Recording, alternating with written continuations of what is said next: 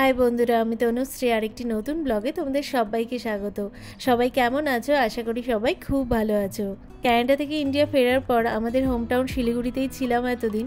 সময় এখন হয়ে গেছে শিফট হওয়ার। সকালে উঠে কিছুটা আমি গুছিয়ে রাখলাম, পরে বাকিটা করে নেব।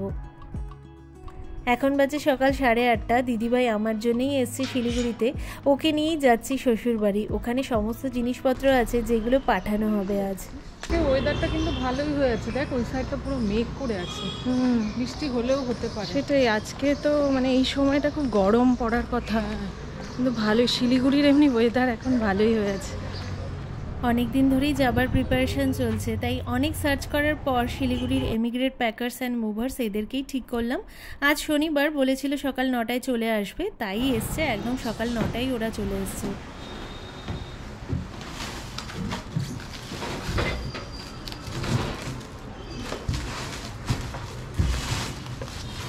এটাই আমাদের ঘর, এখানেই সব জিনিসগুলো রাখা আছে।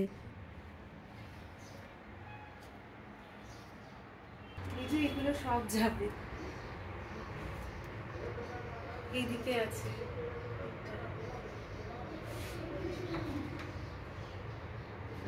সব জিনিসগুলোতেই নাম্বারিং করে নেয়, তাহলে ইজি হয় কাউন্ট করতে কতগুলো জিনিস যাচ্ছে।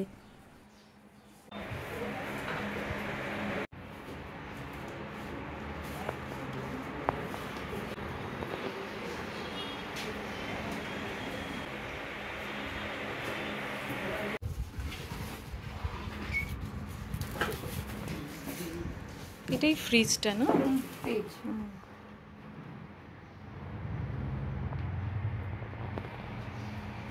এগুলো যাবে না। এখন 9:30 বাজে, ফটাফট ওরা করছে না, ফটাফট বের করছে, প্যাক করছে। সৌম্য ভুবনেশ্বরেই থাকতো, তাই বিয়ের পর ভুবনেশ্বরেই ছিলাম 1.5 বছর মতন। তো এই জিনিসগুলো সব ভুবনেশ্বরেই কেনা হয়েছিল, বেশি দিন ইউজ করতে পারিনি। তারপর লকডাউন স্টার্ট হয়ে যায়, আর ক্যানাডাও যাওয়ার কথা চলছিল, তাই জিনিসগুলো কলকাতায় নিয়ে আসে। তারপর সৌম্য যখন ক্যানাডা চলে যায়, জিনিসগুলো আবার শিলিগুড়িতে নিয়ে আসা হয়। মানে জিনিসগুলো যেমন শুধু এদিক থেকে ওদিক হয়েছে, তেমন খরচা অনেকটা বেশি পড়ে গেছে।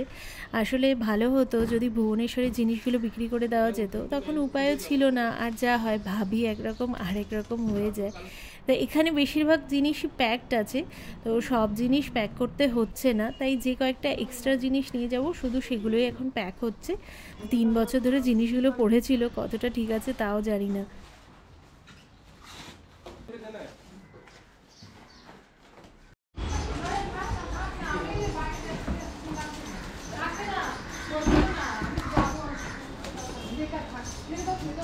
সব জিনিসগুলোই ঘর থেকে বের করা হয়ে গেছে, প্যাক যেগুলো করার সেগুলো করে নিয়েছে।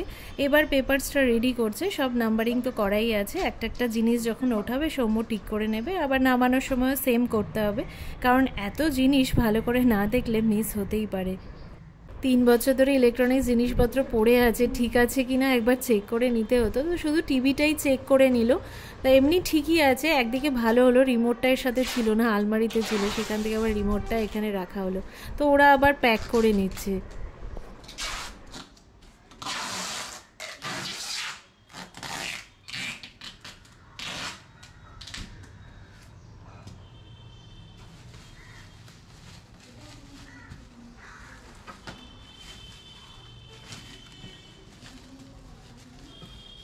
এদের কাজ এমনি ঠিকই আছে, কিন্তু সময় মতো গেলেই হয়। আগের এক্সপিরিয়েন্স খুব একটা ভালো ছিল না। সৌম্যর বাইক যখন কলকাতা থেকে শিলিগুড়ি নিয়ে এসেছিলো, তখন 2 সপ্তাহের বেশি সময় নিয়েছিল, আর তারপরে প্রচুর ফোন করতে হয়েছে। মানে একটা হেডেক থাকে এরকম টাইম মতো না পৌঁছালে। তো এরা তো বলছে 2 দিনেই ঢুকিয়ে দেবে, দেখা যাক, পরে বোঝা যাবে। এবার বলি শিফট হচ্ছি কোথায়। তো ক্যানাডা থেকে ফেরার পর আমরা শিফট হচ্ছি কলকাতাতে।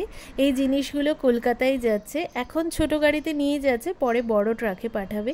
এই জিনিসগুলোর সাথে বাইকও যাবে, বাইকটা আর কিছুক্ষণ পরে যেয়ে দিয়ে আসতে হবে।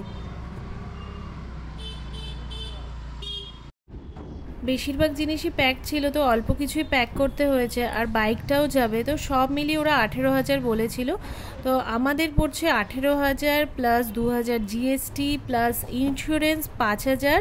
তো টোটাল খরচা পড়ে গেছে 26,000 টাকা। 22 মিনিট। 24।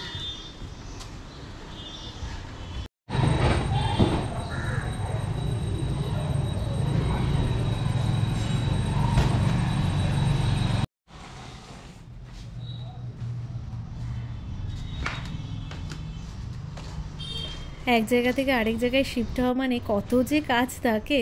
তো 9টা থেকে 10:30টার মধ্যে ওদের সব কাজই শেষ হয়ে গেছে। যাই হোক, এটা একটা বড় কাজ মিটলো। আমার পেছনে এখানেই সমস্ত জিনিসপত্রগুলো ছিল, এত বছর ধরে ছিল, এগুলো সব ফাঁকা হয়ে গেল। আর এমনি তো নোংরা তো হবেই, ওগুলো আমি পরিষ্কার করে স্নান টান সেরে আসলাম। এখন দুপুর 2টো মতন বাজে। এখন খাওয়া দাওয়া করে আবার বেরোতে হবে দুপুরবেলা। দিদিভাইকে নিয়ে এসেছি, দিদিভাইয়ের সাথে আবার বেরোবো, অনেক কাজ আছে। মানে শিফট হওয়া মানে এত কাজ থাকে, মানে টুকটুক টুকটুক করে কাজ কিন্তু চলতেই আছে, আরও প্রচুর কাজ বাকি আছে। শাশুড়ি প্রচুর কিছু রান্না করেছে। দিদিভাই অনেক বছর পর আসলো এই বাড়ি। দুপুরে খাওয়া দাওয়া সেরে ওকে নিয়ে আসলাম ছাদে। এত মাস থেকেছি, মন খারাপ তো হচ্ছেই। ক্যানাডাতে থাকতে খুব মন খারাপ হতো, আসতে পারছি না, কারোর সাথে দেখা করতে পারছি না। ফেরার পর ভাবিও নি যে এতদিন নিজের হোম টাউনে থাকতে পারবো। তাও যে থাকতে পেরেছি, এটাই অনেক আনন্দের। আর হ্যাঁ, একটা শান্তি আছে যে যখন ইচ্ছে হবে সবার সাথে দেখা করতে পারবো। এখন বিকেল 5:30 বাজে, দিদিভাইয়ের সাথে বেরোলাম। এমনি বড় কাজগুলো মোটামুটি হয়ে গেছে, যেমন গ্যাস ট্রান্সফার করা, সেটা আগেই হয়ে গেছে। আর ঘরের জিনিসগুলো আজকে চলে গেল। আর টুকটাক যে কেনাকাটাগুলো ছিল সেগুলো অনেক দিন ধরেই চলছে, সেগুলো মোটামুটি হয়েছে। বাকি বলতে কিছু বাসনপত্র নেবার আছে।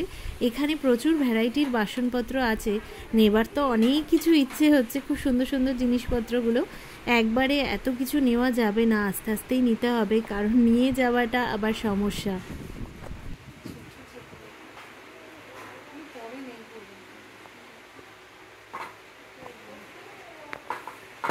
অল্প কিছু এখান থেকে নিয়ে শেষ করলাম কেনাকাটা। এবারে আসলাম মিও আমোরেতে।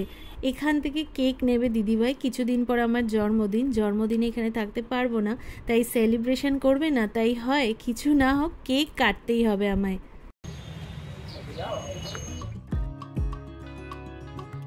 এই যে ইনিও আছেন, ইনি আর ওর মামামি সব প্ল্যান করেছিল মিমিমের জন্মদিন আগে করতে হবে, কেক নিয়ে আসতে হবে। বেলুনও বলেছিল, আমি মানা করলাম।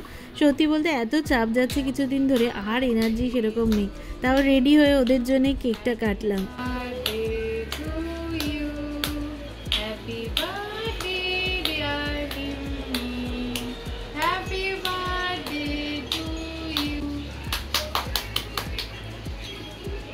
আওয়াজ পাচ্ছিল,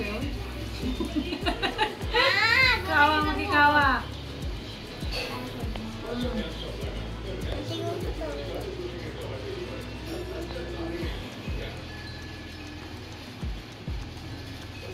আজকে কিটা দারুণ পেটটা। আমরা একটু হবে না, দিয়ে একটু কেটে দিই। না ওই ঠিক আছে তবু